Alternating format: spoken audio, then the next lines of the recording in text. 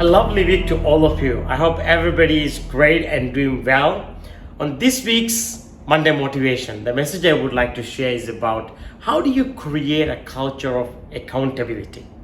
Because where there is no accountability, nothing gets done.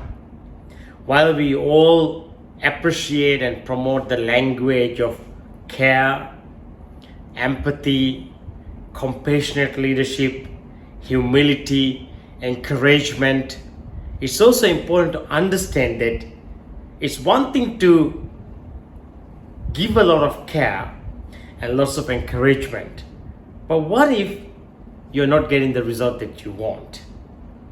What are some of the things that you can do to create this culture of accountability? You see, there are many organizations that struggles with this. There are many individuals who struggles with this. There are many leaders who struggles with this. So over the years of studying and learning and teaching and observing, I have 3 tips that I would like to share where you possibly can create a culture of accountability. Number 1 is to ensure that you set the right discipline from the very beginning and make sure that everybody understands what is expected. While you promote the language of love at workplace and care at workplace and being compassionate at workplace, it's important that everybody knows discipline is the most important element in the organization or where you work or where you anticipate them to work and contribute.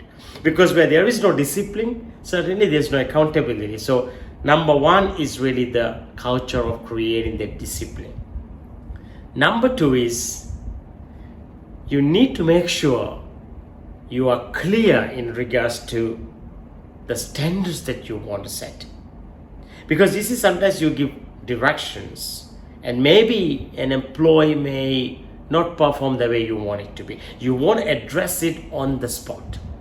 Remember, what you expect, you got to inspect. Some of you may have heard this wise saying, inspect what you expect. Therefore, if you set the standard, you have to check on it. And if people are not performing, even from day 1, you need to start observing and addressing it with them. Most people avoid such conversations or tough conversations because it's not easy to say to someone, well, you're not doing your job properly, because you are thinking, well, they may not like you or they may think it differently, but you have to be firm from the very beginning. And the third and one of the most important element is creating a culture of respect. You see, one of the element and attribute of respect is getting things done. Because it's one thing to create an action plan and having goals and guiding people, but what if they don't do the job? What if they don't complete or accomplish a particular task? So you've got to make sure that you create that culture of respect around by completing and getting things done on time. And here's a bonus one for you. To create a culture of accountability, you have to make sure that you set the tone, you set the right role model, and you are referred to as the leader of the team. Whether it's a team leader, a supervisor, a manager, a top leader. Because if you don't get things done, if you don't create the culture of role modeling where they are not inspired by you, there won't be a culture of accountability. You see, from good to great, either a leader or an organization, to move from good to great, one of the most important things you have to do is to create a culture of accountability. Remember, once again, as I said at the very beginning, where there is no accountability, nothing gets done.